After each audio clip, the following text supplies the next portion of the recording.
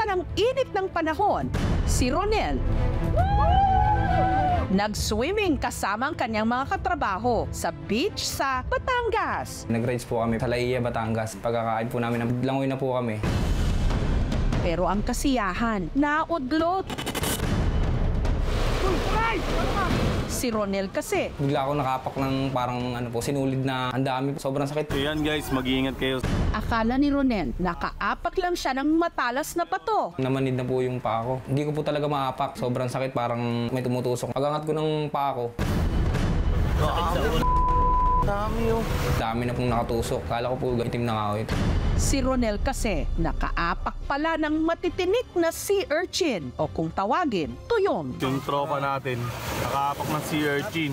O yan, ang dami oh. Takot po ako nun. Baka mamaya nakakalason to. Baka bila ako mamatay dun. Ang kanang paa ni Ronel napuruhan sa dami ng naiwang tinik. O yan, ang dami oh. Kita nyo? Kumbaga ito yung paa ko. Paikot po na ganyan. Kaliwa naman po, hindi liit lang po yung tinamaan.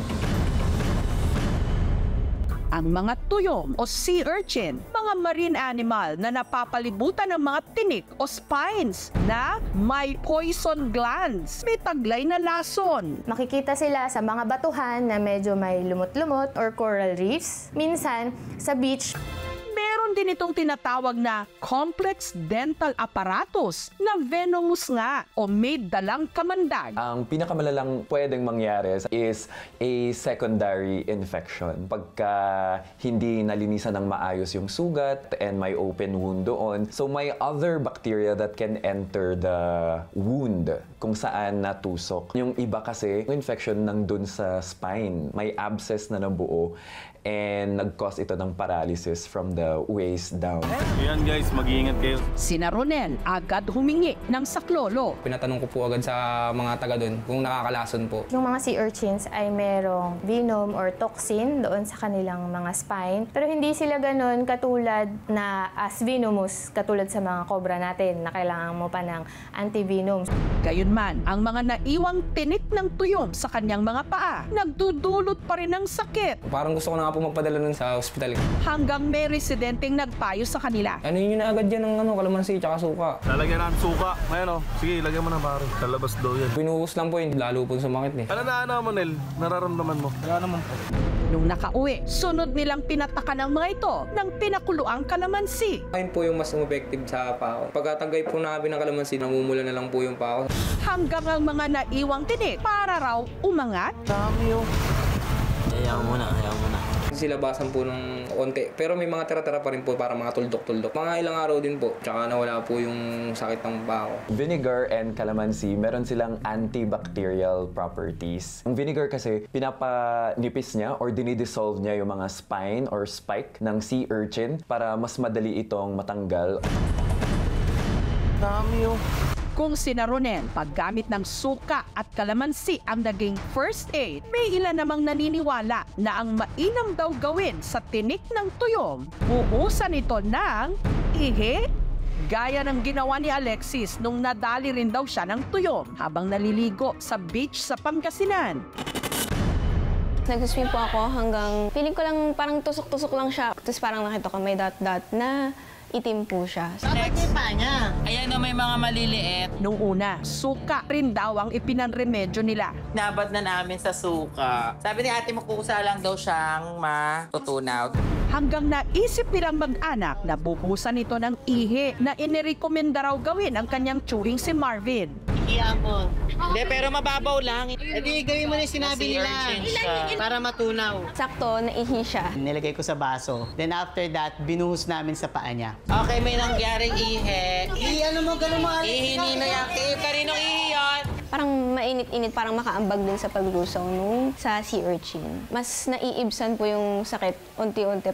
Samantala, Si Marvin at ang kapatid niyang si Miss A na nasa outing din noon, natusok din ng tuyong nung araw ding yon. Ako naman yung nakaramdam sa paa ng something. Similar dun sa paa ng pamangkin ko. Alam ko may natapakan ako pero hindi masakit. Pag tinapak mo siya, may pain.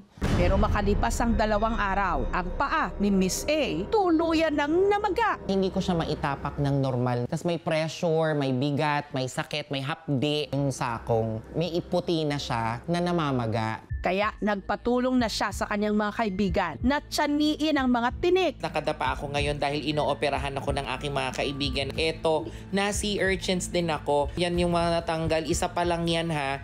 3 yung natapakan kong spikes ng sea urchin. Nakakuha sila ng 3 mahahabang itim. Pero nung natanggal, malambot na. Ang common practice na ginagawa ng tao ay isa, iniihian nila, not because yun yung cure, kasi yung pain nare-relieve ng warm temperature. Okay, may nangyaring ihe.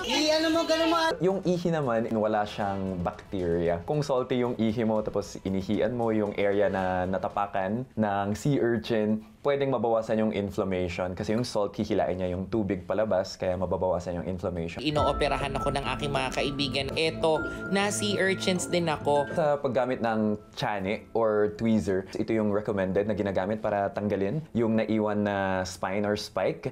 Pero kailangan dahan-dahan. Pag naiwan doon, tapos matagal na nagstay doon underneath the skin, pwedeng mag-cause ng tinatawag na tissue necrosis. So ito yung dahil sa venom, umabot siya sa ugat, mawawala ng oxygen sa paa, mamamatay, and pwedeng matanggal yung paa. Pag napapansin mo na may redness, inflammation, at pananakit na hindi nawawala dun sa area na may tinik, kailangan pumunta na sa emergency room. Better na mas maging safe sila paglabas. Uso ngayon yung mga aqua shoes para maprotektahan yung paa. Pero ano nga ba ang best revenge or resback sa mga nakakatusok na tuyong? Ano pa, edi mukbangin! Fresh na fresh yan from the sea.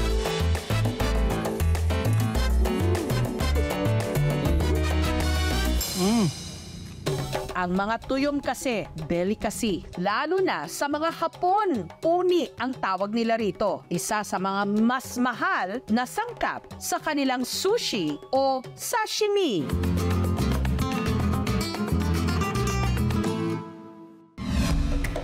Kaya naman ang mga nabiktima ng tuyom sa araw na ito, re-resback na. Iyan yung inapakan talaga namin. Nakain ka namin.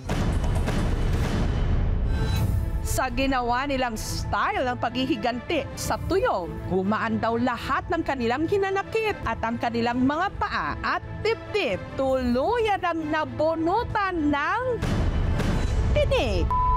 Dami yung... Thank you so much mga kapuso. Kung nagustuhan niyo po ang videong ito, subscribe na sa GMA Public Affairs YouTube channel. Don't forget to hit the bell button for our latest updates.